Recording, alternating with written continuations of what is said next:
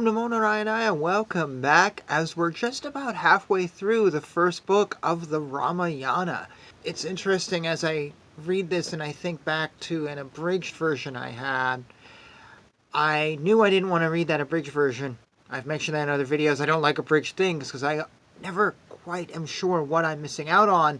And now reading this, I'm picking up a few things which were just not in that version, like were glossed over, or an entire chapter became a sentence. Anyways, today, chapters 35 and 36. Chapter 35 is called Ganga's Story. After spending the night on the banks of the river Kashiki, also known as Sona, when the night was about to come to an end, Sage Viswamitra spoke. "O Rama, the night is giving way to morning. The early dawn is going to break out. Wake up! Please wake up! Safety to you, get ready to depart." Hearing those words after waking up and performing the morning rituals, interested in making his departure, told the following. "This clean and not so deep waters of Sona has a lot of sand dunes, and Brahman we can easily cross by walking." When Rama said this, the sage responded, "I propose to take the same route as those great sages are taking." After speaking like this, the sage started traveling through different forests and their environs. After going with difficulty for a distance during the next half a day, they stayed near the river Ganges, which was the greatest river and worshipped by all sages everywhere.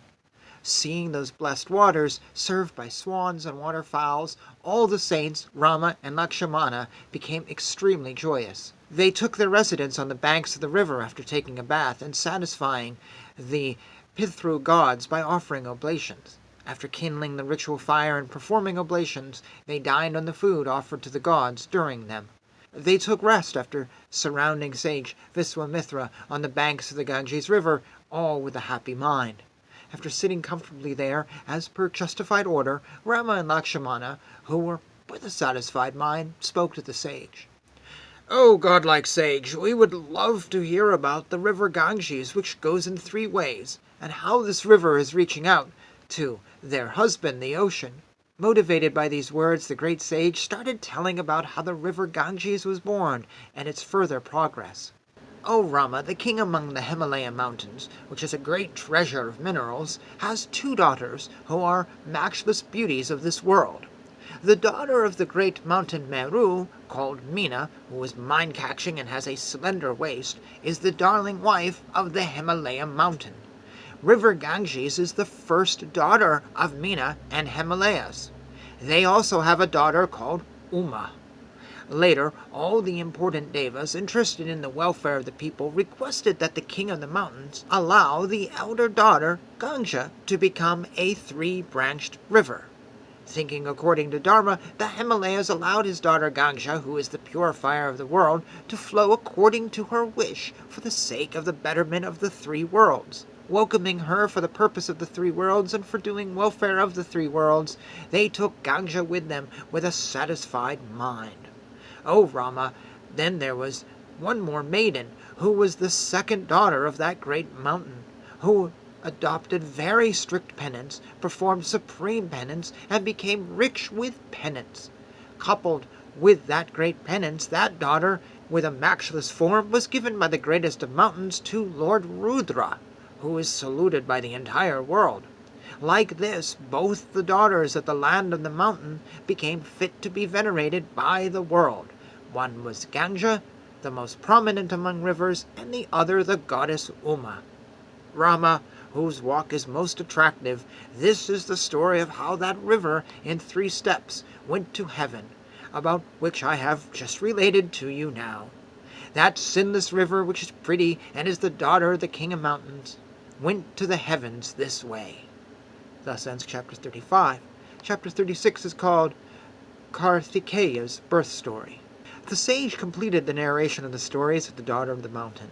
Rama and Lakshmana, who were brave, praised it, and they spoke further to the sage.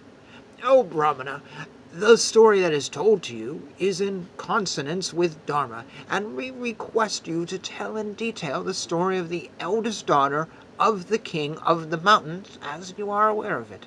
Why did the purifier of the world take 3 forms? Why did Ganga become famous as the three-part river? What deeds did make her as the most famous river of the world?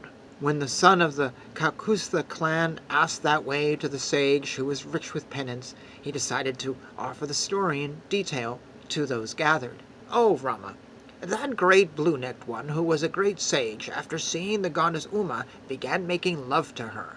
The great god with a blue neck spent another 100 years with Uma, and still that god of great penance did not get a son. Then Lord Brahma, before leaving a delegation of devas, thought about which type of being would be born to Uma, so that they in turn would be prepared for the required action.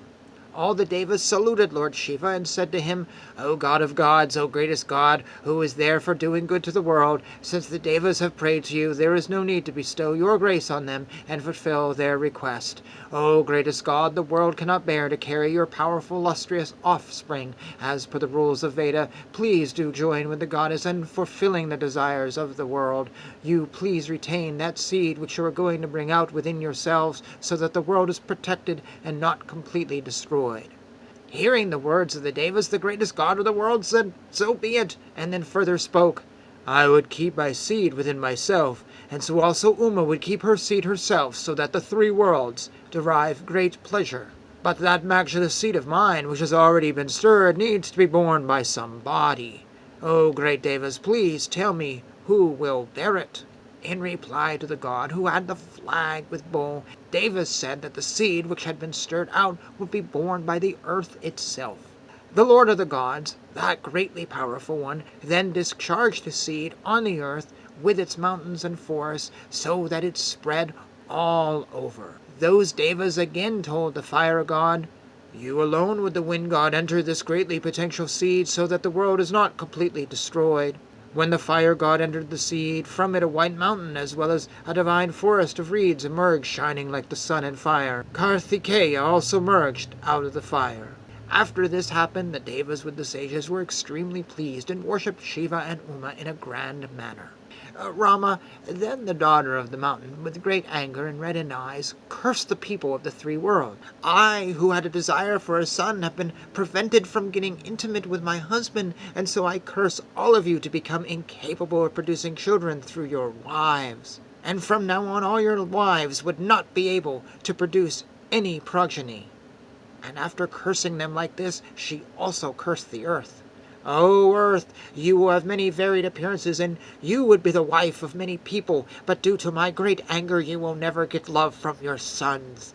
O evil-minded one, this happens to you because you prevented me from the love of son.' Seeing all the devas thus affected, the Lord of Gods went to the western side, which was ruled by the rain god. On one of those peaks of the Himalayan mountains, that great god, along with Uma, settled for penance. Rama, this is the story of the daughter of the mountain in detail, and you, along with Lakshmana, please hear about the power of Ganga. Thus ends chapter 36. And I am ignorant, and I will confess it because I had no idea of the story of the river Ganges. I mean, I know it's a holy being. It's a goddess. I knew that. But I didn't know its origin story. So this isn't the first time for me. For some reason, maybe I've encountered this origin story someplace else before, maybe not. I feel like I haven't. So that was really interesting.